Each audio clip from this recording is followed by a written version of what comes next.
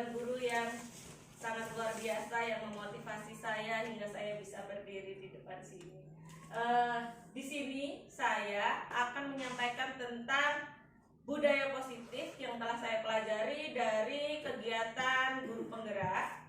Jadi saya akan mensosialisasikan kepada Bapak Ibu mengenai apa saja itu budaya positif, apa saja nanti yang termasuk ke dalam budaya-budaya positif, termasuk nilai kebajikan dan segitiga restitusi dan lain sebagainya. Boleh? Nah, ini yang materi yang akan kita pelajari hari ini, yaitu mengenai disiplin positif dan nilai kebajikan universal, teori motivasi, hukuman, penghargaan, restitusi itu seperti apa. Selanjutnya keyakinan kelas, kebutuhan dasar manusia, dan 5 posisi kita kontrol sebagai guru, serta proses bagaimana pelaksanaan dari segitiga restitusi itu. Menurut Dian Doser, arti kata disiplin itu berarti kita membuat seseorang itu menggali potensi diri untuk mencapai tujuan mulia. Jadi bagaimana kita itu mempelajari cara mengontrol diri agar tercipta habit kebiasaan yang bagus, selain dari diri kita juga bisa kita tularkan ke anak murid kita agar tercapai tujuan apa yang kita inginkan. Seseorang yang memiliki disiplin diri itu berarti dia itu bertanggung jawab terhadap apa yang dia lakukan dan apa konsekuensinya ketika nanti dia tidak melakukan itu, atau ketika dia melakukan sesuatu yang salah, dia tahu apa saja yang harus dipertanggungjawabkan. Nah, ini saya ada 3 pertanyaan pematik untuk Bapak Ibu, setuju atau tidak setuju. Yang pertama itu, apakah hukuman itu dapat mendisiplinkan anak? Menurut Bapak Ibu, setuju atau tidak setuju? Setuju. Setuju. Ada yang tidak setuju? Tapi ada tanda petik setujunya. Ada setuju tapi dalam tanda petik. Yang kedua, pemberian hukuman dengan hal positif seperti membaca atau membersihkan halaman sekolah dapat meningkatkan disiplin anak.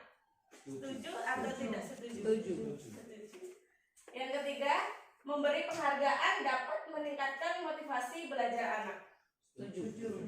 Jadi setuju semua dari ketiga pertanyaan pemantik ini ya Bapak Ibu. Nanti kita bahas jawabannya setelah kita bahas materi. Jadi sudah sesuai belum dengan jawaban setuju Bapak Ibu dengan nanti materi yang akan saya paparkan. Yang pertama tentang nilai kebajikan universal dari nilai-nilai positif, disiplin positif. Nah, di sini ada teori kontrol menurut Dr. William Blazer. Jadi pada dasarnya menurut teori kontrol ini, bahwa kita itu sebagai guru itu sebenarnya kita itu tidak bisa mengontrol anak itu mau seperti apa. Jadi yang bisa mengontrol anak itu ya dirinya anak itu sendiri. Jadi kayak seperti tadi pemberian hukuman itu sebenarnya tidak bisa memberikan kontrol terhadap anak itu, terus anak itu akhirnya menjadi tidak melakukan kesalahan lagi. Itu lebih karena dia itu karena takut. Jadi bukan karena kesadaran dirinya. Padahal kita bisa membangkitkan kesadaran diri dari anak itu dari dalam dirinya tanpa memberikan hukuman ataupun penghargaan tadi yang pertanyaan ketiga. Terus semua perilaku itu memang memiliki tujuan. Di antaranya ada tujuan yang dari motivasi ekstrinsik sama intrinsik. Jadi ada yang dia itu memang untuk menghindari hukuman, ada dia itu untuk mendapatkan imbalan, serta dia itu untuk menghargai dirinya sendiri. Nah, ini yang harus kita kembangkan adalah yang ketiga, yang dia itu menghargai dirinya sendiri. Jadi dia itu memang, kita itu harus memunculkan karakter pribadi anak itu sesuai, pokoknya tolak ukur kita ini kita harus berangkat dari filosofi Ki Hajar Dewantara Bapak Ibu. Jadi kita itu harus selaras dengan anak, kita itu harus menuntun anak itu untuk mencapai kodratnya. Karena setiap anak itu sejujurnya sudah memiliki potensi dari dalam dirinya. Istilahnya kalau kita ibaratkan anak itu seperti tanaman padi, kita sebagai pak taninya, ya kita harus merawat anak itu seperti merawat tanaman padi, tidak seperti merawat singkong ataupun merawat jagung gitu. Jadi berbeda proses perawatannya gitu. Terus yang selanjutnya itu terdapat model berpikir menang-menang. Jadi tidak ada berpikir yang dia akan kalah gitu. Terus selanjutnya ada kolaborasi, konsensus, menciptakan pilihan-pilihan baru. Itu nanti akan menurunkan 5 posisi kontrol kita sebagai guru. posisi kontrolnya itu ada 5 itu, ada penghukum, pembuat rasa bersalah, kita bisa juga sebagai teman, sebagai pemantau, dan yang terakhir itu kita sebagai manajer. Nanti kita jelaskan lebih lanjut. Dan yang terakhir itu bahwa harus kita ketahui bahwa realitas kebutuhan kita itu pada dasarnya berbeda. Kita saja sebagai guru, yang satu dengan guru yang lain, kebutuhan kita itu berbeda. Jadi anak-anak pun demikian, kebutuhan anak-anak itu sangat berbeda-beda. Nanti dia akan masuk ke 5 kebutuhan dasar manusia itu. Jadi ada anak yang nanti di kelas itu dia inginnya mencari kesenangan, ada dia itu yang butuhnya itu kasih sayang, ada yang dia itu butuh kebebasan gitu. Jadi setiap orang itu memiliki kebutuhan dasar yang berbeda-beda. Nah, tujuan di sini ada tujuan dari disiplin positif yang harus kita terapkan, itu yaitu menanamkan motivasi kepada murid kita, yaitu untuk menjadi orang yang mereka inginkan, menghargai diri sendiri, dan dengan nilai-nilai yang mereka percaya. Jadi kita tidak bisa memaksakan keinginan kita untuk anak itu mengikuti keinginan kita. Kita harus berjalan seiring sejalan dengan keinginan anak. Tetapi kita hanya bisa seperti itu tadi, ada posisi-posisi yang bisa kita tempati, bisa sebagai pemantau, teman, manajer, dan lain sebagainya. Gitu. Mereka itu akan tetap berperilaku baik dan berlandaskan nilai-nilai kebajikan karena mereka itu memang ingin menjadi orang yang menjunjung tinggi nilai, tidak ada paksaan. Jadi mereka itu memang untuk mencapai tujuan yang mulia, pada akhirnya tujuannya seperti itu. Nah, ini ada nilai-nilai kebajikan universal. Nilai-nilai kebajikan universal itu adalah sifat-sifat positif manusia yang merupakan tujuan mulia yang ingin dicapai oleh setiap individu. Nilai universal ini diyakini seseorang motivasi intrinsiknya tadi akan dapat terbangun sehingga menggerakkan motivasi dalam diri untuk mencapai tujuan mulia yang diinginkan. Jadi kita harus membangun motivasi yang dari dalam diri tadi, intrinsiknya. Next. Nah, ini ada nilai-nilai kebajikan universal, bisa agak dibesarkan tadi. Di 100 ya. Di 100 lebih mungkin. Kalau nggak ya apa? Nah, ini nilai-nilai kebajikan universal yang harus kita terapkan Bapak Ibu. Yang pertama itu profil pelajar Pancasila. Kita sudah tahu bersama ada 6 profil pelajar Pancasila. Yang pertama itu beriman, bertakwa kepada Tuhan Yang Maha Esa, serta berakhlak mulia, mandiri, bernalar kritis, berkebinekaan global, bergotong royong, dan kreatif. Serta menurut Primary Years Program itu ada rasa hormat, integritas, mandiri, menghargai, antusias, dan lain sebagainya. Jadi ada banyak sekali nilai-nilai kebajikan universal yang bisa kita tanamkan ke anak-anak. Jadi nanti sudah tidak ada lagi kalimat negatif dalam kita menyampaikan sesuatu terhadap anak, karena kita sudah memiliki nilai-nilai kebajikan yang semuanya tentu bersifat positif.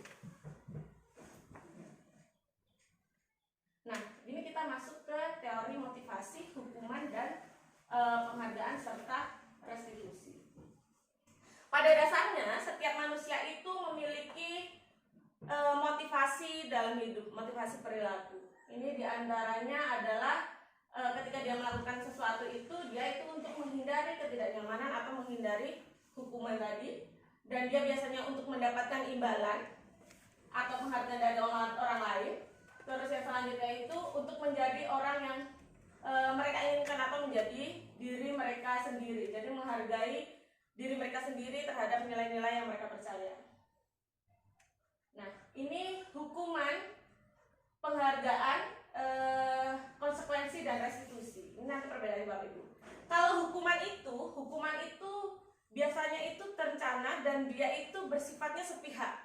Jadi tidak ada yang dari murid. Kalau kayak kita ini berarti biasanya rata-rata kalau hukuman itu pasti dari pihak yang lebih tinggi, yang lebih memiliki kekuatan. Kalau kita sama murid berarti hukuman ini biasanya hanya dari kita saja yang memiliki aturan ini.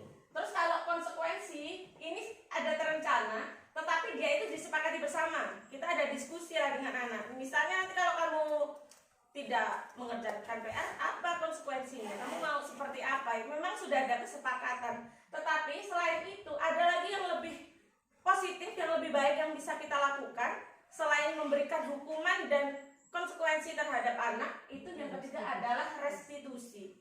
Restitusi ini bersifat kolaboratif, kita dengan anak berbicara untuk mencari solusi, tetapi dengan nilai-nilai positif yang mengandung nilai kebajikan itu tadi. Jadi misalnya kalau hukuman itu ya, kalau kamu terlambat ibu suruh lari misalnya 10 kali. Kalau konsekuensi, kalau kamu tidak mengerjakan PR, berarti kamu akan mengerjakan nanti ketika pulang sekolah atau ketika jam istirahat, misalnya begitu. Itu tapi sudah ada kesepakatan dengan anak. Tapi kalau restitusi, kita itu memberikan kesempatan kepada anak, nanti ada langkah-langkahnya, bagaimana kita memvalidasi, menanyakan keyakinan kelas dan sebagainya terhadap anak. Apa sebenarnya, kenapa kok kamu bisa melakukan kesalahan ini, apa sebabnya. Jadi kita itu tidak, ketika anak itu terlambat, kita itu nggak langsung ngejat, kamu terlambat, kamu salah, tidak seperti itu. Kita gali dulu apa masalahnya di luar, di rumah mungkin dia ibunya sakit atau dia bantu jualan dulu gitu, kita nggak tahu gitu. Jadi kita harus menggali, terus nanti mencari solusi bersama dengan anak yang bersifatnya positif. Nah ini, disiplin itu sudah bermakna positif, terbagi dua bagian, yaitu disiplin dalam bentuk konsekuensi dan disiplin dalam bentuk restitusi. Nah ini ada, kalau kita sebutkan kalau hukuman itu sebenarnya suatu identitas yang gagal loh Pak Ibu. Jadi ada yang lebih baik bisa kita lakukan yang dikatakan sebagai identitas sukses, itu adalah konsekuensi dan restitusi. Nah, kalau hukuman itu biasanya seperti yang kita lihat itu adalah berupa sesuatu yang menyakitkan. Pasti ada salah satu pihak yang dia nanti akan merasa tersakiti, dirugikan, gitu. Terus kalau konsekuensi ya memang harus terjadi karena memang sudah kesepakatan itu tadi kan dengan anak-anak. Tapi restitusi itu bisa kita memberikan pilihan. Jadi misalkan terlambat terus maunya nanti gimana solusinya, seperti itu. Kita menawarkan solusi terhadap apa. Nah terus ada selanjutnya ya itu, hukuman itu pasti membuat tidak nyaman, terus anak merasa tidak mendapatkan keadilan dan akan tersakiti. Dan kalau restitusi pasti lebih akan mendapatkan yang lebih baik lagi gitu. Masalah bisa terpecahkan dengan baik. Nah kalau hukuman itu dia itu nanti akan bersifat negatif, sedangkan konsekuensi itu netral dan restitusi itu sikapnya positif. Nah, misalnya kita melihat kalau negatif itu misalnya hukuman itu awas ya kalau kamu melakukan lagi, nanti awas ya kamu, itu sudah pasti dari kata-kata itu aja sudah berupa hukuman Bapak Ibu. Jadi hukuman itu nggak harus yang dia lari atau dia apapun, kita dari cara nada bicara kita yang keras saja itu sudah merupakan hukuman gitu. Terus kalau yang contohnya netral, nah lakukan apa yang saya katakan. Nah itu netral, itu masuk ke konsekuensi tadi. Dan yang selanjutnya itu yang positif, apa sih sebenarnya yang kamu inginkan gitu. Jadi kita itu tidak boleh, ya itu pokoknya tidak boleh menjudge anak itu bahwa anak itu salah dan saya guru itu benar gitu. Kita harus lihat dulu, kita harus gali dulu apa penyebabnya sehingga anak melakukan suatu kesalahan. Ayo Pak. Nah, dihukum oleh penghargaan. Nah, ternyata Bapak Ibu memberikan penghargaan terhadap anak murid pun itu juga bukan sesuatu yang diperkenankan, karena itu dapat membunuh karakter anak. Nanti ketika kita memberikan penghargaan terhadap yang dibunuh karakternya itu bukan yang mendapatkan hadiah, tetapi yang tidak mendapatkan. Dia akan semakin, dia akan semakin kecil, dia sudah kecil, dia akan semakin mengecil lagi gitu. Jadi selain hukuman, penghargaan itu ternyata juga tidak boleh diberikan terhadap anak. Apalagi sampai kita memberikan penghargaan yang sangat berbeda, memberikan hadiah mungkin atau dalam hal besar mungkin bisa kita berikan apresiasi. Jadi penghargaannya berupa apresiasi, mungkin tepuk tangan dan segalanya. Semua anak yang memberikan ide, memberikan masukan ketika di kelas, kita berikan tepuk tangan bersama. Mungkin bisa seperti itu.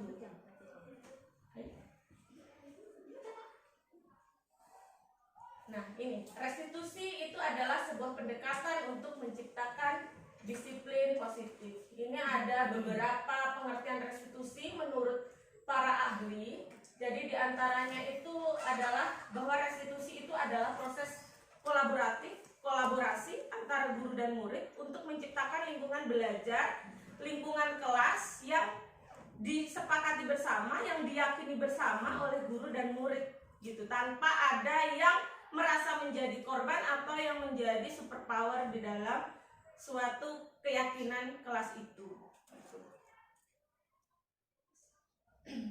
Nah, melalui pendekatan restitusi ini, ketika murid berbuat salah, guru akan menanggapi dan mengajak murid berefleksi tentang apa yang dapat mereka lakukan untuk memperbaiki kesalahan mereka, sehingga mereka itu nantinya akan menjadi pribadi yang baik dan menghargai dirinya sendiri. Jadi kita ajari anak untuk menghargai dirinya terlebih dahulu, baru nanti dia akan bisa menghargai lingkungan di sekitarnya, termasuk guru dan teman-temannya gitu.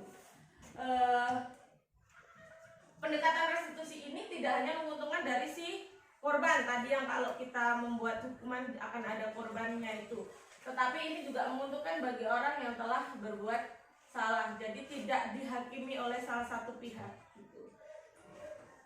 Ada peluang yang luar biasa yang akan bertumbuh karakternya dari ketika dia melakukan kesalahan. Jadi dia nanti bisa introspeksi diri apa yang telah mereka lakukan dan bagaimana sebaiknya langkah yang harus dia lakukan agar tidak melakukan kesalahan itu lagi.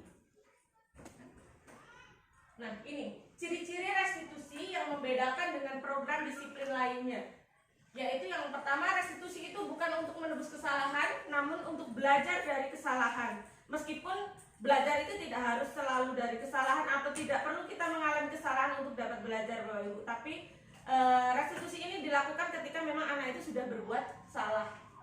Yang kedua, restitusi ini memperbaiki hubungan. Restitusi itu berupa tawaran, bukan paksaan dari kedua belah pihak. Terus menuntun anak itu untuk melihat ke dalam dirinya, serta mencari kebutuhan dasar yang mendasari tindakan. Yang selanjutnya ada menguatkan, fokus pada solusi, fokus pada karakter, dan yang terakhir itu mengembalikan murid yang berbuat salah kepada kelompoknya. Jadi biar dia itu tidak dijauhi oleh rekan-rekannya. Nah, selanjutnya ini masuk ke keyakinan kelas. Mengapa keyakinan kelas? Kenapa tidak peraturan kelas saja? Sepertinya yang sudah kita terapkan selama ini adalah kita membuat aturan kelas, kan Bapak Ibu. Di kelas Bapak Ibu semua pasti sudah ada yang namanya peraturan kelas. Atau ketika guru yang bukan guru kelas pun, bukan wali kelas pun, pasti sudah ada kontrak belajarnya ketika mengikuti mata pelajaran yang Bapak Ibu ajarkan gitu kan. Nah, ini mengapa? Nah, pertanyaan kenapa kok enggak peraturan aja? Kenapa harus keyakinan? Ini ada jawabannya. Mengapa misalnya kita memilih peraturan tentang penggunaan helm saat berkendara? Jawabannya yaitu untuk keselamatan. Jadi keyakinannya itu adalah keselamatannya. Yang kita yakini adalah yang bersifat positifnya, bukan yang peraturannya dilarang menggunakan kendaraan bermotor tetapi tidak memakai SIM, misalnya seperti itu. Itu berupa peraturan.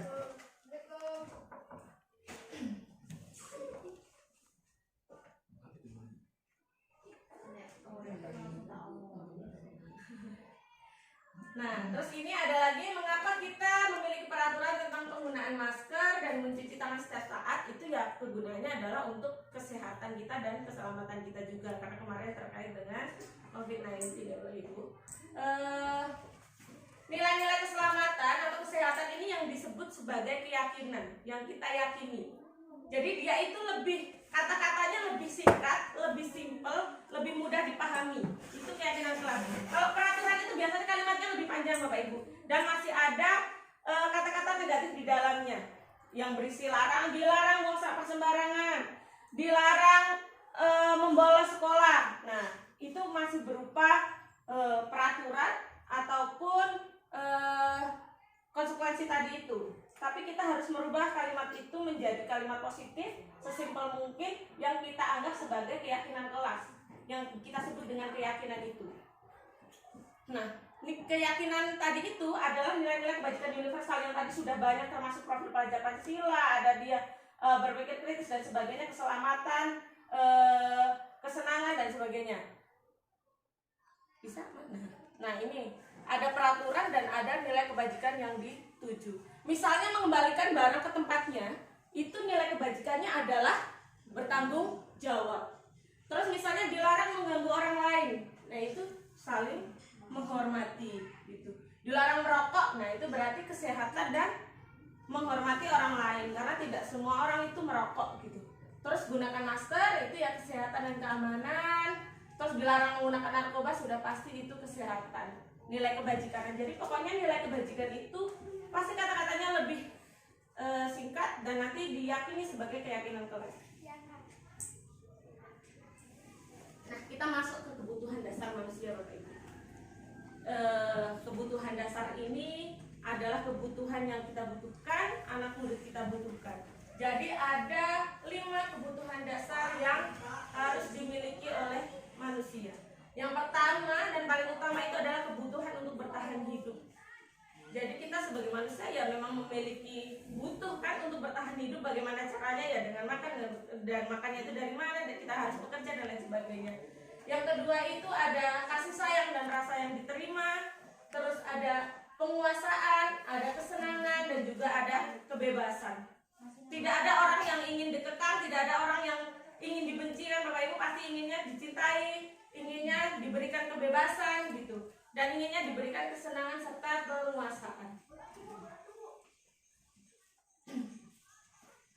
Nah, kita masuk ke 5 posisi kontrol. Nah, kita sebagai guru ini memiliki posisi kontrol.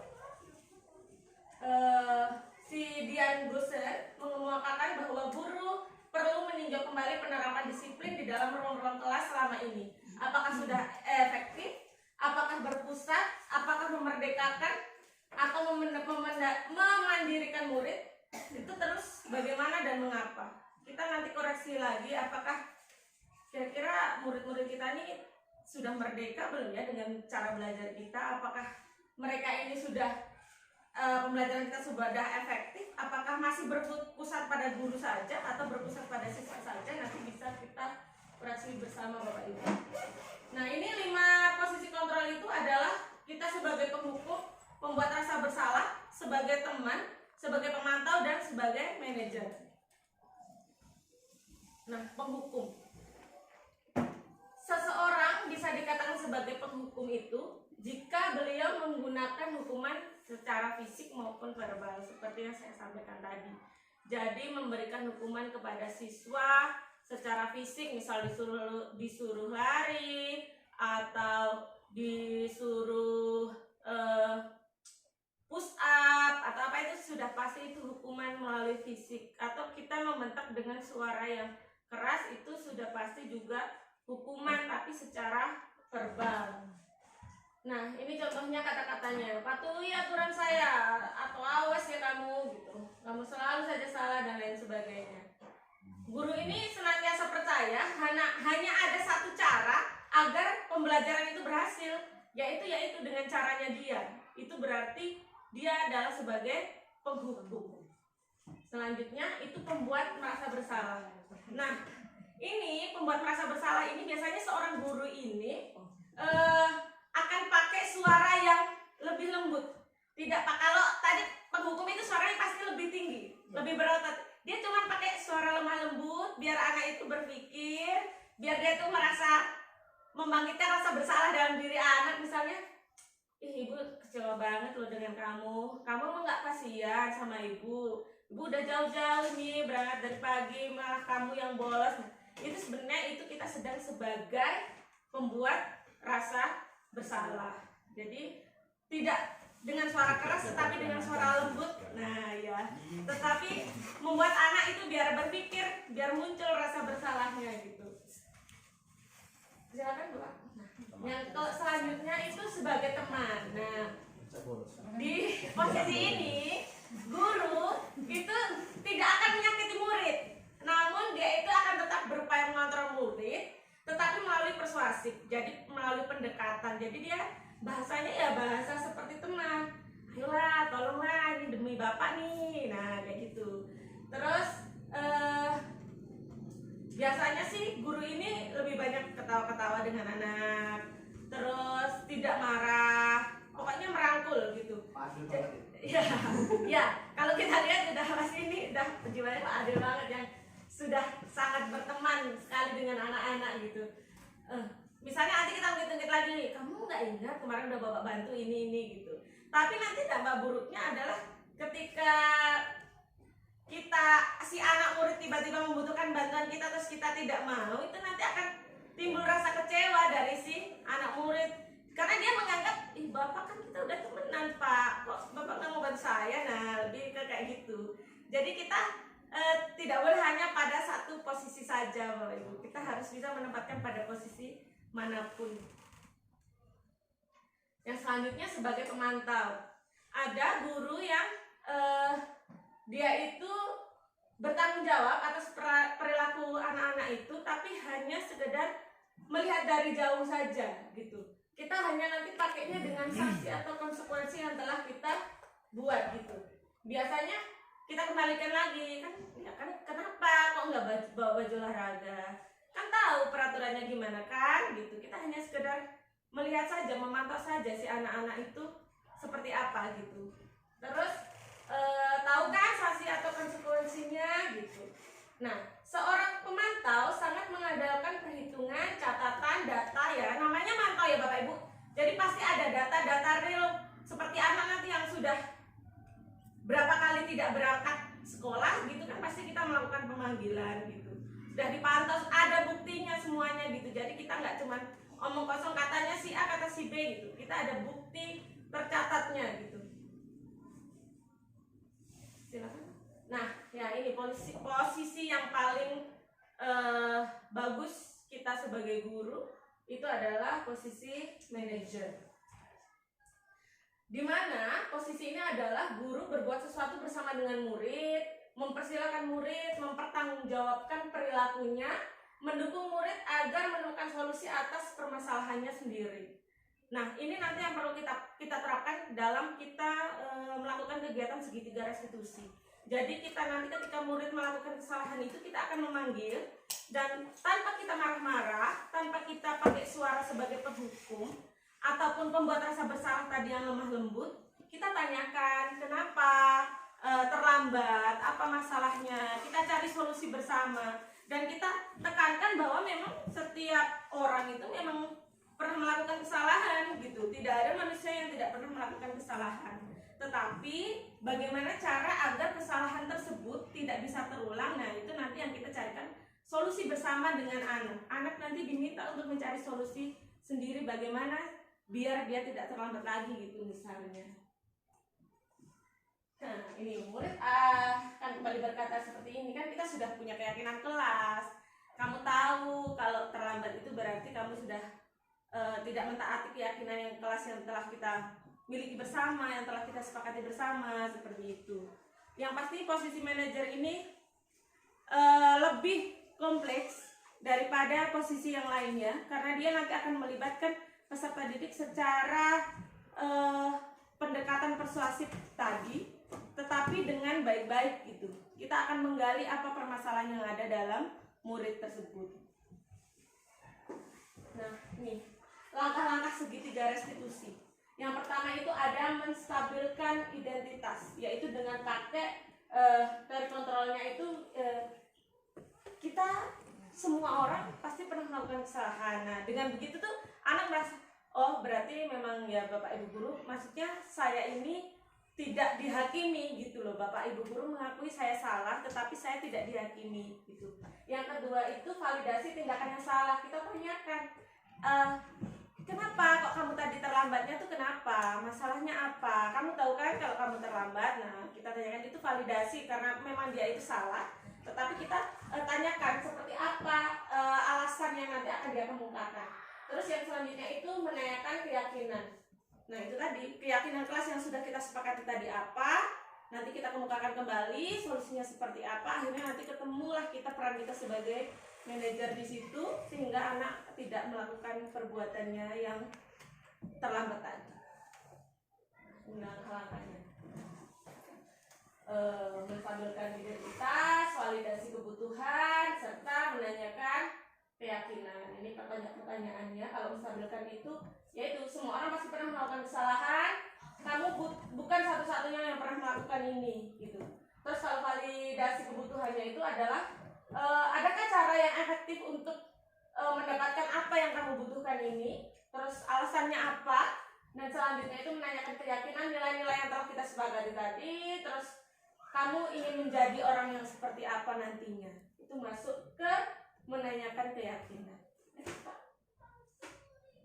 Nah, ini dalam tahap menstabilkan identitas untuk membuat anak yang merasa gagal karena membuat salah menjadi positif terhadap dirinya. Jadi biar dia tidak merasa kecil hati dan merasa gagal karena telah melakukan suatu kesalahan. Ini ada berbagai kata yang bisa, kalimat yang bisa guru ucapkan. Di antaranya yaitu tidak ada manusia yang sempurna, berbuat salah itu adalah manusiawi, Bapak Ibu juga pernah berbuat salah, dan lain sebagainya. Nah, yang selanjutnya validasi kebutuhan ini, pada dasarnya setiap manusia itu memiliki tujuan, yaitu memenuhi basic needs, apa itu power, freedom, love and belonging, fun, atau survival gitu. Jadi guru juga bisa berkata bahwa kamu pasti punya alasan mengapa melakukannya. Apa yang penting bagi kamu gitu. Mau nggak kamu belajar cara lain untuk mendapatkan apa yang kamu butuhkan tanpa harus memukul misalnya. Jadi ada banyak kalimat yang bisa kita pilih, yang bisa kita kelola sehingga tidak melukai hati anak, tetapi kita tetap bisa menstabilkan identitas anak itu dan memvalidasi kebutuhan anak. Nah, yang terakhir adalah menanyakan keyakinan. Pada menanyakan keyakinan ini, anak akan melihat kesalahannya itu dihubungkan dengan norma sosial dan nilai-nilai yang mendasari manusia berinteraksi dengan manusia lainnya. Guru akan berkata, apa nilai yang kita percaya di sekolah kita ini? Nilai-nilai universal apa yang telah kita sepakati? Nilai universal yang tadi yang sudah kita lihat, kesehatan, keselamatan, dan sebagainya tadi itu. Kamu ingin menjadi anak seperti apa? Nah, nanti kan dia akhirnya akan berpikir, oh iya kan saya pengennya jadi dokter misalnya. Nah, nanti kita bisa merekakan ya, kalau jadi dokter itu, kalau kamu ke sekolah terus berkendaraan di luar tidak pakai helm, terus nanti terjadi sesuatu yang tidak diinginkan itu bagaimana gitu. Kita kaitkan dengan kesehatan gitu. Next. Sudah. Demikian Bapak Ibu paparan dari nilai-nilai positif yang dapat kita terapkan di lingkungan sekolah kita. Kaitannya dengan tadi ada segitiga restitusi, ada keyakinan kelas, terus ada nilai kebajikan. Kira-kira dari materi yang sudah tadi saya paparkan, adakah yang belum jelas dari Bapak atau Ibu, atau mungkin ingin menanggapi dari tadi yang sudah saya sampaikan? Mungkin ada yang ingin bertanya atau menanggapi, saya persilakan. Ya, baik, silakan Pak Dada. Terima kasih atas pemaparannya dari awal sampai akhir tadi. Tapi ini harus saya sampaikan, ada 3 hal. Yang pertama, kedua hanya sekedar masukan dan tanggapan. Yang kemudian yang ketiga sebatas pertanyaan. Ya, baik Pak. Yang pertama dalam penyampaian tadi itu, ini sebagai teman agak berbeda dengan di perpustakaan kemarin, mampu mengatur semacam artikulasi, bukan materi ya, kalau materi semua orang bisa. Ini nafasnya ngos-ngosan, karena mungkin terus semangat, berbeda waktu di perpustakaan. Ini harus disampaikan bukan karena terus, karena saya dikasih bakso terus saya nggak mau bakso, saya harus baik-baik enggak. Ini semuanya untuk maju, karena ibu sudah menjadi semacam public speaking, berbicara di yang pertama. Yang kedua tentang hukuman ke siswa. Ada satu video yang pernah saya lihat. Jadi ketika anak itu terlambat, guru yang di dalam kelas itu tidak langsung menghukum, tapi menanyakan kenapa kamu terlambat. Kemudian anak itu menjawab, ya sudah, sekarang kamu ke ruang BP, ceritakan ke guru BP-mu apa masalah dan sebabnya terlambat. Setelah kamu cerita, di ruang BP terus kamu kesini belajar, itu pun yang tidak menghukum gitu. Itu juga lebih bagus menurut saya, karena saya di video yang kaitannya dengan kurikulum merdeka. Kemudian yang ketiga, apa sih yang akan Ibu lakukan sebagai calon guru penggerak dalam rangka dalam waktu 1 atau 2 tahun ini mungkin dalam menerapkan budaya-budaya positif yang berkaitan dengan profil pelajar Pancasila di SMP 20. Karena saya nggak terjebak ke materi, tapi terjebaknya saya ke banner atau spanduk itu. Apa yang akan Ibu lakukan sebagai guru penggerak dalam menerapkan budaya positif yang berkaitan dengan profil pelajar Pancasila di SMP 20? Sama enggak pada jawabnya itu makrofi ya. Kalau yang pertama kedua nggak bisa jawab apa-apa, tapi yang ketiga langsung ke personalnya lah, Pak. Apa yang akan Ibu lakukan? Dijawab, Pak. Silakan. Sambil duduk ya Bapak Ibu. Ya, terima kasih Pak Dada atas waktunya, atas masukannya.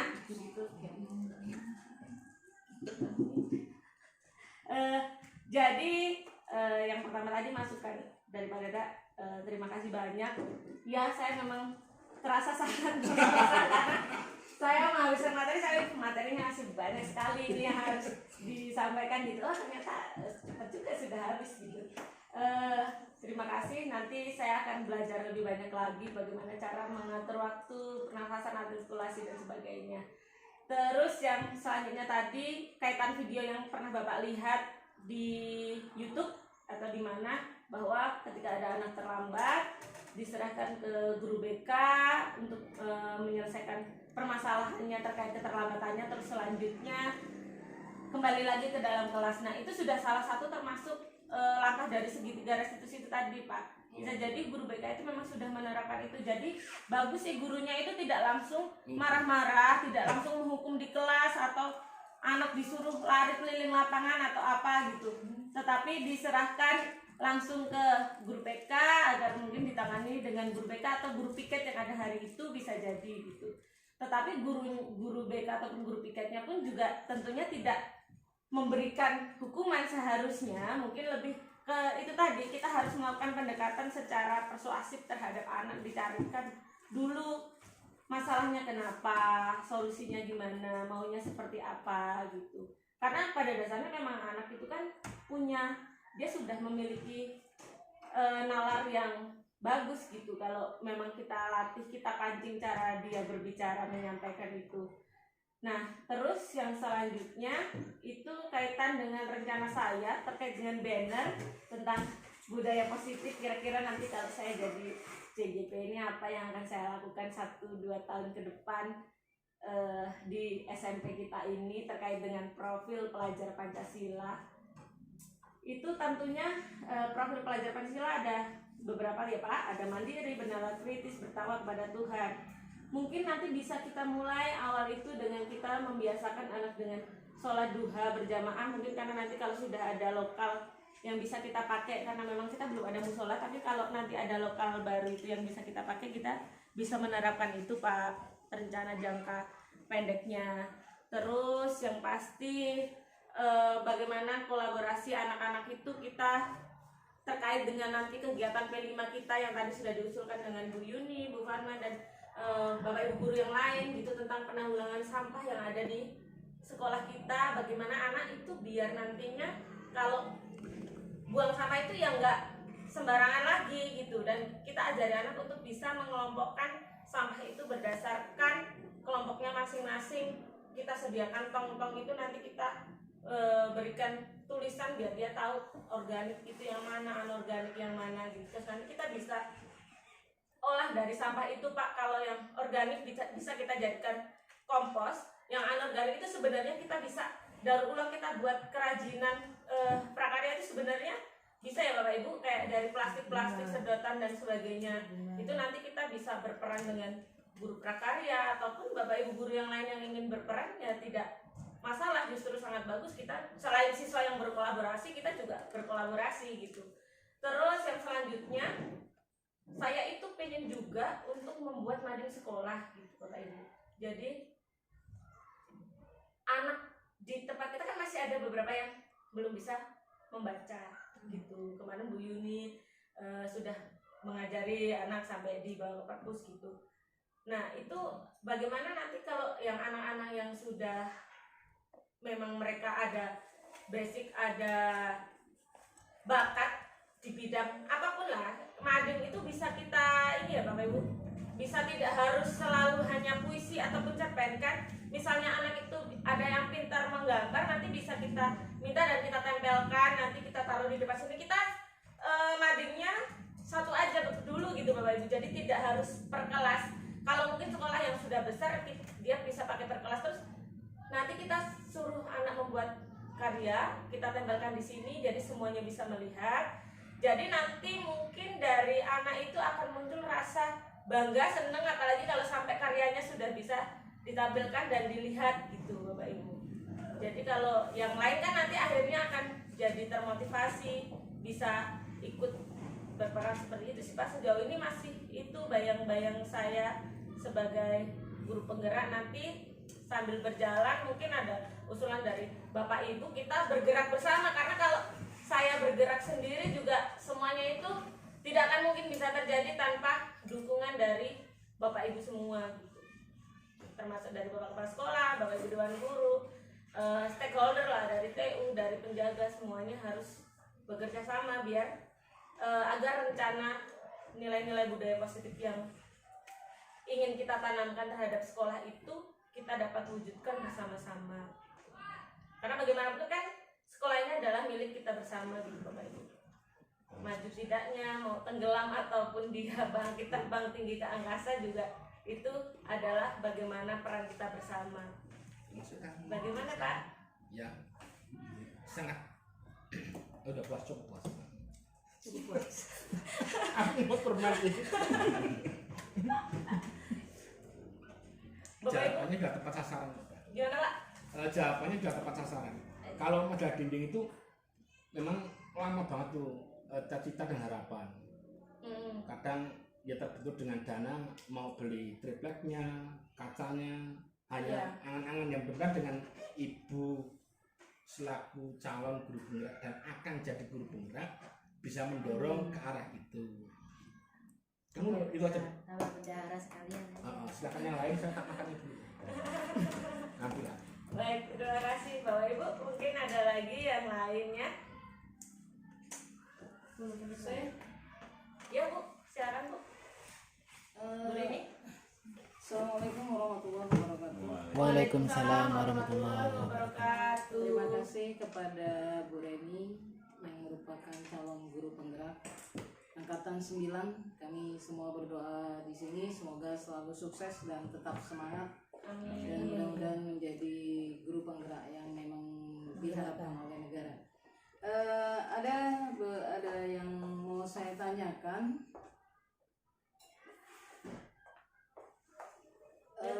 Tentang ya kita berbicara tentang sekolah kita ya Bu ya. Ya. Mengembangkan budaya positif yang kita lihat anak-anak kita ini. Disiplin tadi, yang tentang disiplin. Terus ada pertanyaan kalau dengan hukuman apakah bisa mendisiplinkan siswa? Terus saya bilang ada tanda petik tadi.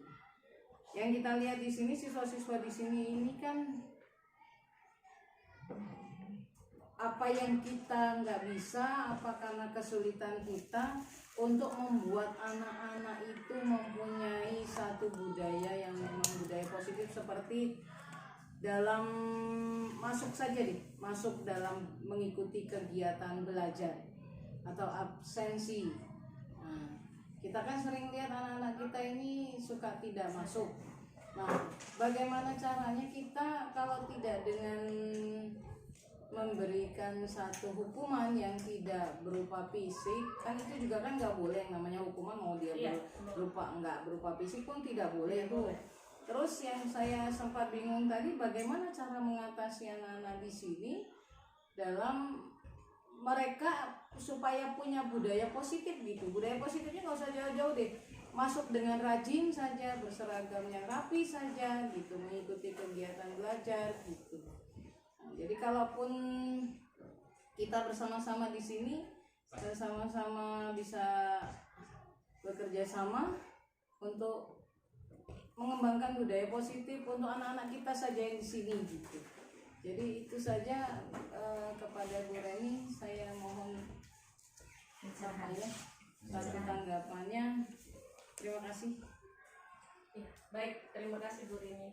Nah, melihat kondisi sekolah kita yang anaknya yang begitu gitu kan, maksudnya bagaimana agar mereka itu bisa mengembangkan budaya positif yang tidak perlu jauh-jauh, istilahnya berangkat sekolah tepat waktu dan masuk sekolah tanpa alfa dan bolos dan sebagainya gitu. Menurut saya langkah yang utama itu sebenarnya yang harus kita lakukan itu adalah kita mulai dari kita sebagai guru dulu Bapak Ibu. Selain peran nanti kita ini tetap akan melibatkan seluruh peran komponen stakeholder yang ada di sekolah. Jadi sudah bagus sebenarnya sekolah kita yang sekarang beberapa waktu ini sudah terjadi perubahan kalau menurut saya dengan adanya kebijakan dari bapak kepala sekolah yang baru gitu. Anak-anak sudah masuk setiap jamnya tepat waktu, meskipun nanti masih ada 1 atau 2 anak yang terlambat, atau masih tetap ada anak yang meskipun sudah bel masih duduk-duduk di depan.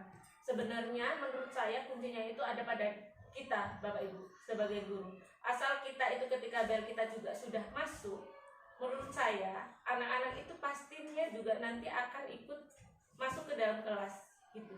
Terus ketika mereka masih tetap terlambat, kita bisa melakukan pemanggilan yang itu tadi, tetapi tetap dengan kita cari tahu dulu masalahnya dia terlambat setiap hari itu apa. Kalau memang orangnya itu saja berarti ya ada masalah apa sebenarnya. Kita cari tahu dulu. Mungkin di rumahnya seperti Ibnu itu dia termasuk anak yang broken home kan Bapak Ibu. Jadi memang dia ada masalah di rumahnya. Jadi kita bisa evaluasi bersama seperti itu. Terus kalau untuk yang anak yang sering tidak berangkat, itu kita bisa melibatkan orang tua atau wali dari murid tersebut menurut saya Bapak Ibu. Jadi kita berikan surat pemanggilan terhadap orang tua atau wali dari anak tersebut, kita sampaikan bahwasanya memang anaknya itu tidak pernah berangkat gitu.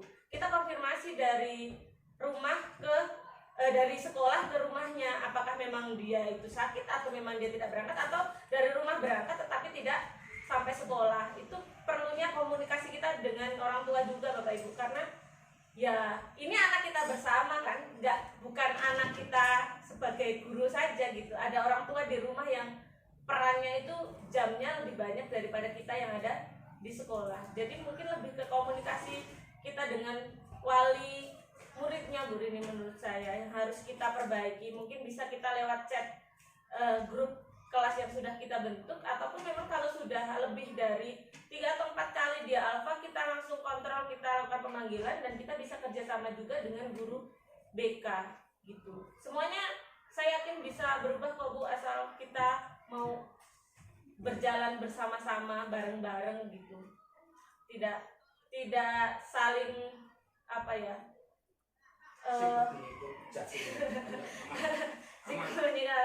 tapi di sini sih tidak ada, kita semua selalu bekerja sama Bapak Ibu, saya yakin gitu. Buktinya saya bisa terselenggara hari ini seperti ini juga karena berkat bantuan Bapak Ibu gitu. Saya tidak masang-masang ini, semuanya sudah Bapak Ibu yang membantu gitu. Saya yakin kalau kita bisa bekerja sama pasti bisa. Yang jadi pokoknya adalah bagaimana kita menggerakkan itu, konsistensi kita terhadap apa nanti yang memang sudah kita yakini untuk membentuk anak biar disiplin itu tadi Bapak Ibu. Mungkin seperti itu Bu Rini. Atau mungkin ada Bapak Ibu guru lain yang ingin menambahkan dari tadi jawaban saya. Silakan. Mungkin Pak Diki atau Pak Dada? Cukup Pak saya. Yadi? Pak Diki yang cerdas Pak. Iya. Cerdas tapi Pak Diki mana baik saja nggak usah bertanya. cerdas ngajur. Ya, saya menambahkan sedikit ya. Memang membuang peraturan menjadi keyakinan menurut penjelasan tadi lebih baik daripada kita memberikan hukuman dan sebagainya. Tetapi dibenturkan dengan kenyataan, tidak semuanya bisa dilakukan dengan keyakinan. Contohnya, ada peraturan dilarang merokok di sekolah. Bahkan kita sendiri secara pribadi saja tidak bisa meyakinkan bahwa rokok itu adalah penyakit untuk kita.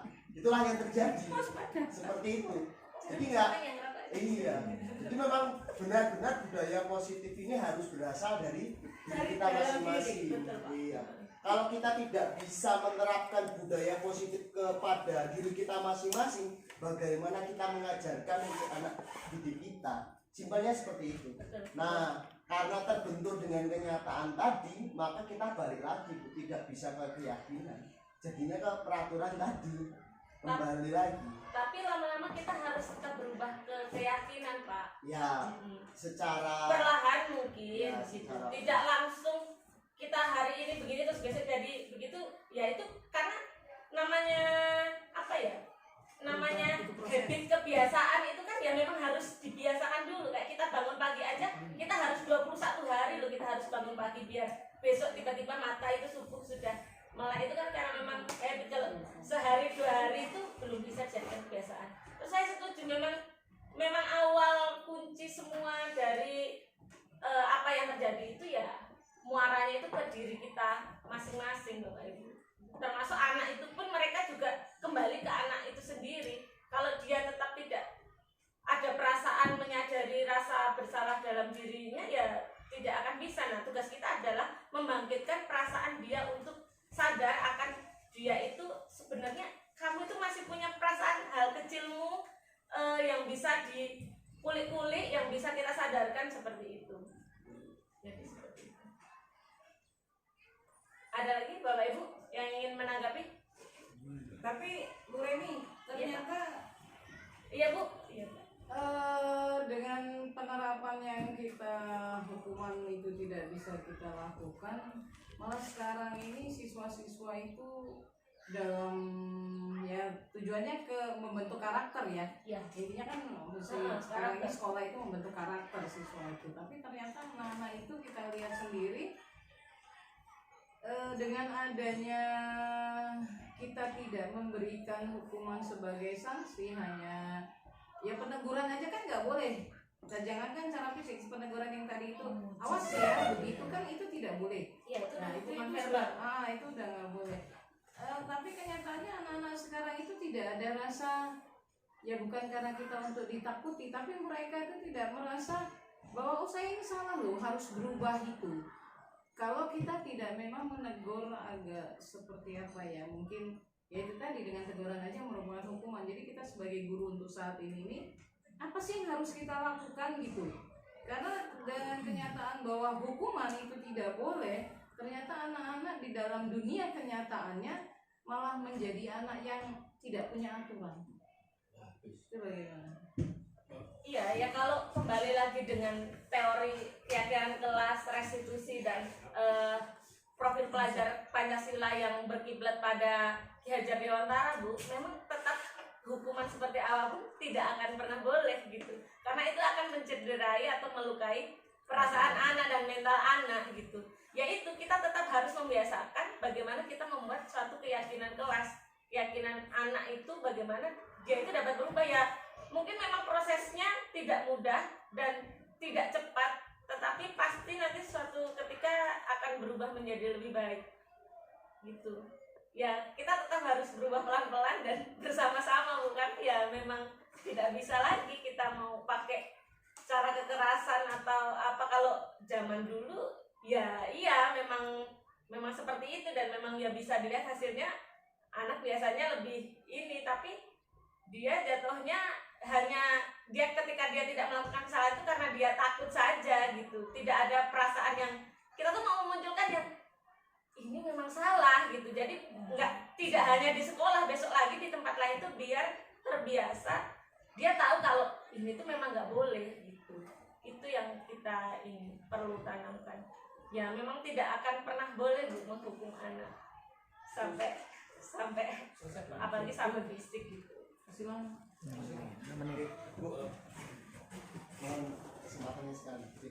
Oh ya, baik Pak, silakan Pak. Saya setuju dengan hukuman itu tidak boleh. Tetapi saya bertanya, apakah pemberian nilai itu sebagai salah satu bentuk hukuman atau tidak? Contohnya nilai sikap A, nilai sikap C, nilai matematika 10 dan nilai matematika 1. Karena tadi dijelaskan bahwa pemberian reward dan punishment itu tidak boleh. Ya, Dan bukan punishment. nilai besar itu kan sebagai seperti reward untuk anak. Yang kedua, nilai itu boleh diflorkan, diumumkan atau tidak, diketahui kelas atau tidak. Karena tadi kalau anak yang dapat reward, yang bagus akan lebih bagus, tapi yang jelek malah membunuh karakternya. Iya, iya. Nah, itu tadi.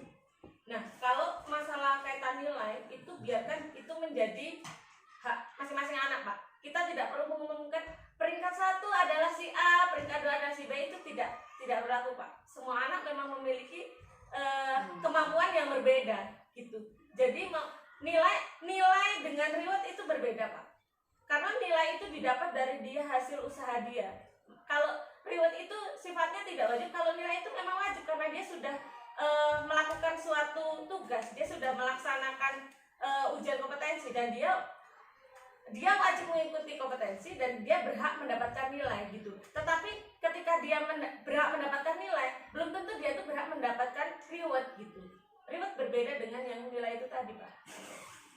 Gitu. Itu penghargaan yang lebih gitu kalau reward.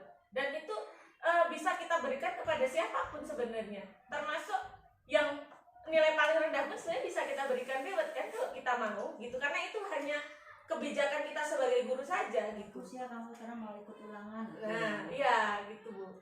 Nah, jadi garis besarnya bahwa kalau nilai itu bukan bagian dari reward dan punishment ya Bu ya. Ya.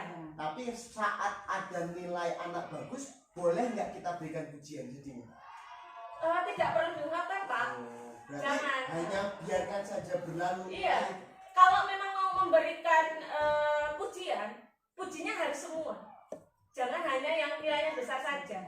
Kalau mau memberikan istilahnya tepuk tangan di kelas itu kepada yang si ini nilai bagus, beri tepuk tangan, terus nanti yang lain enggak bisa, Pak. Kalau mau memberikan tepuk tangan untuk kita semua gitu. Karena ya itu tetap aja nanti akhirnya mematikan karakter yang nilainya kecil. Gitu. Jadi biarkan dia sendiri yang tahu nilainya dia. Atau tidak, tanpa perlu kita umumkan itu tadi, peringkat itu tidak perlu kita umumkan karena kita tidak perlu memberikan nanti akhirnya reward itu tadi. Berarti dalam kurikulum kita, kalau ditarik kesimpulan, pemberian sertifikat juara 1, 2, 3 harus dihapuskan. Iya, Iya. betul. Itu tidak boleh, Pak. Nah, Tidak boleh pemberian juara 1, 2, 3 terus mendapatkan hadiah. Ini biasa kita berikan Iya. berupa bingkisan kan, untuk niat kita sebenarnya Bapak Ibu kan bukan untuk mematikan yang itu. Iya.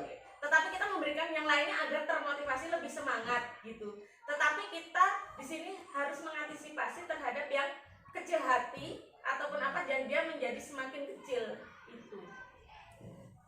ya terima kasih Bu Bani, sehingga kita ada gambaran dan masukan untuk kurikulum untuk selanjutnya. Iya, baik Pak. Terima kasih Pak. Sama-sama Pak. Cukup belum, Pak? Cukup. Nah, ini kan udah cukup. Baik Bapak Ibu, terima kasih atas perhatiannya, dukungannya, dan dalam kegiatan hari ini, kegiatan sosialisasi budaya positif ini, semoga budaya positif ini dapat kita terapkan di sekolah kita tercinta ini, di SMP Negeri 2 Bulog, agar kita dapat tumbuh bersama menjadi pribadi yang positif, anak didik yang positif, dan sekolah yang produktif, dan syukur-syukur nanti insya Allah menjadi sekolah yang baik. Terutama kita ambil dulu di Kecamatan Bulog ya Bapak Ibu, sehingga nanti bisa meningkat di kabupaten ataupun di provinsi. Amin. Terima kasih Bapak Ibu, demikian saya akhiri. Wassalamualaikum warahmatullahi wabarakatuh. Waalaikumsalam.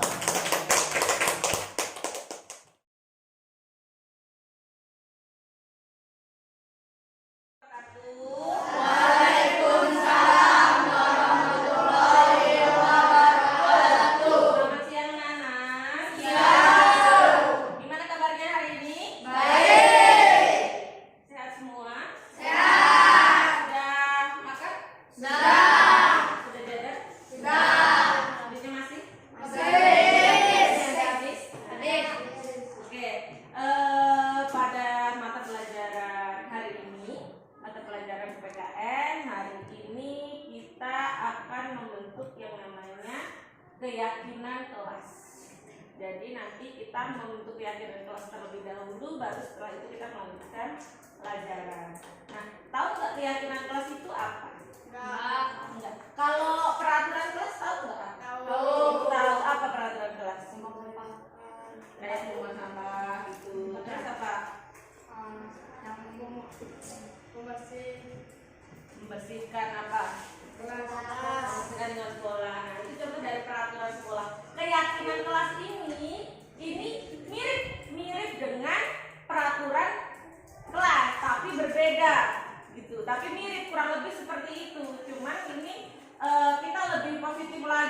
dan sifatnya itu tidak seperti peraturan kelas. Kalau peraturan kelas atau peraturan sekolah itu biasanya peraturan yang dibuat oleh sekolah, kalian harus mentaatinya, dan kalau melanggar nanti biasanya dapat apa?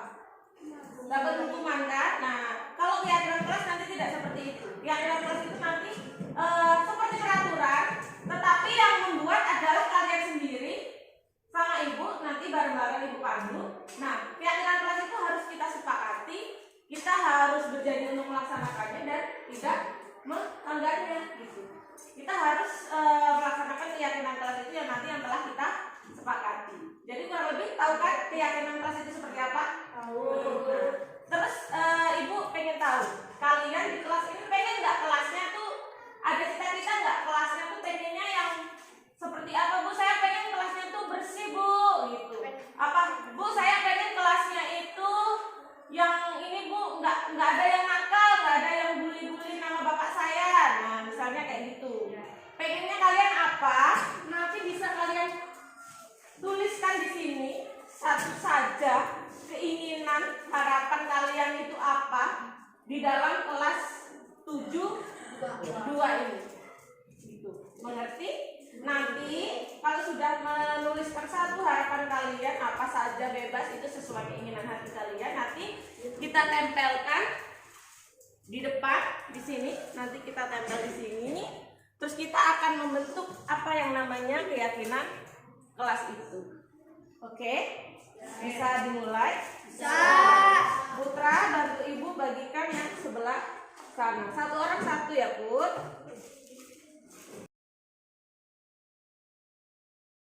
Oke, ditulis harapan kalian.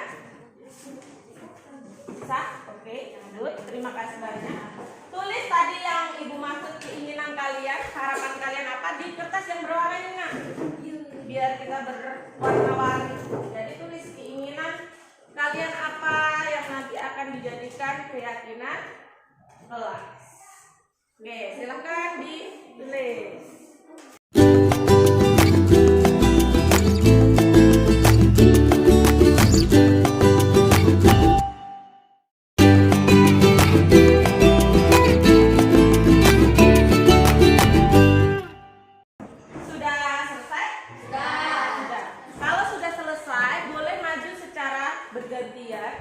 Dari baris sana, terus baris sini, dan selanjutnya kita tempelkan di sini, ya. Ayo bergantian, jadi biar tidak rebutan. Maju, ibu tempelkan.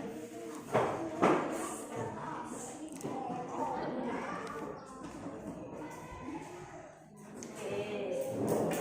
Selanjutnya.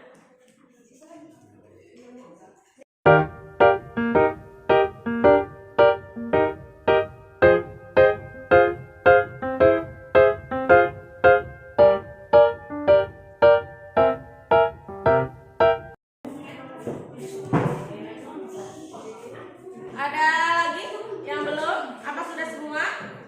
Oke, sudah. Silakan duduk ke tempat duduknya masing-masing. Nah, ini di depan ini sudah ada harapan, keinginan kalian untuk kesepakatan kelas, keyakinan kelas yang ada di kelas 7-2. Nah, ibu akan membacakan nih. Ada beberapa, banyak sekali warna-warni sudah di sini. Yang pertama itu, saya pengen kelas saya tidak ada bully. Berarti itu kita harus apa namanya? Saling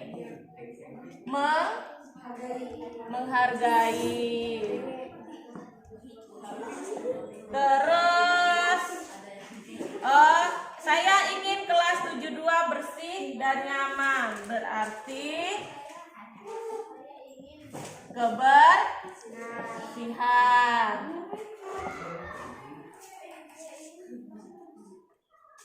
Yang ketiga, saya ingin di kelas ini laki-laki tidak ada yang nakal dan tidak ada yang bully-bully lagi. Sama ya, seperti yang ini tadi ya. Terus saya ingin di kelas ini bersih. Nah, ini bersih dan nyaman tadi ya, nyaman. Terus saya ingin kelas saya tidak tidak kotor dan tidak banyak debu, berarti masih sama dengan kebersihan. Saya ingin di sekolah ini tidak ada yang mengharui orang tua. Mengharui itu berarti mengejek nama orang tua ya. Berarti masih sama, saling menghargai, bisa juga saling menghormati. Saya tidak ingin di kelas saya ada yang bully, sama masih saling ingin menghargai.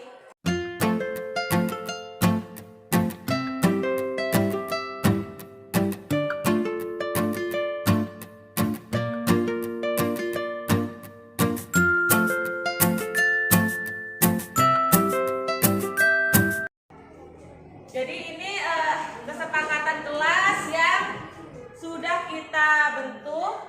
Nanti akan Ibu cetak, Ibu print di depan dan bisa ditandatangani secara resmi karena ini adalah keyakinan kelas kita, kelas 72 gitu ya. Boleh sekarang ditandatangani dulu di depan sini sebelum nanti kalau sudah Ibu buatkannya jadi bukti keyakinan kelas kita bersama, kita bentuk bersama dari kita dan kembali ke kita ya. Boleh maju satu-satu, dipilih tadi mana namanya, terus ditandatangani di kertasnya di sampingnya. Satu-satu gantian. Iya, pakai pulpen, nah. Bawa pulpen ya, nanti bawa pulpen. Di tanda tangan ini, yang mana tadi tulisannya? Akmal, oke, silakan tanda tangan Mal. Nah, good. Ayo, selanjutnya.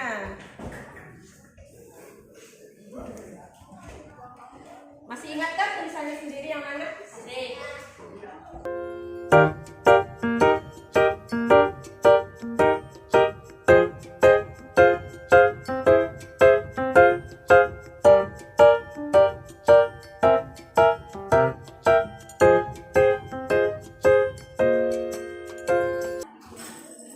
Sudah semua nak? Sudah. Ya, ini tadi keyakinan kelas yang telah kita sepakati berdasarkan nilai-nilai kebajikan. Nilai-nilai kebajikan yang ada di tempat kita berdasarkan profil pelajar Pancasila pertama ya. Jadi ada itu kita buat sebagai keyakinan kelas kita. Oke, terima kasih untuk hari ini. Semoga kita semua dapat melaksanakan keyakinan kelas yang telah kita sepakati bersama, yang kami buat bersama hari ini ya. Oke, dan semoga nanti ini membuat kelas 72 itu semakin menjadi kelas yang luar biasa, yang memiliki nilai-nilai kebajikan, yang keyakinan kelasnya dapat dilaksanakan dengan baik. Oke, terima kasih hari ini Bu akhiri. Wassalamualaikum warahmatullahi wabarakatuh. Waalaikumsalam warahmatullahi wabarakatuh.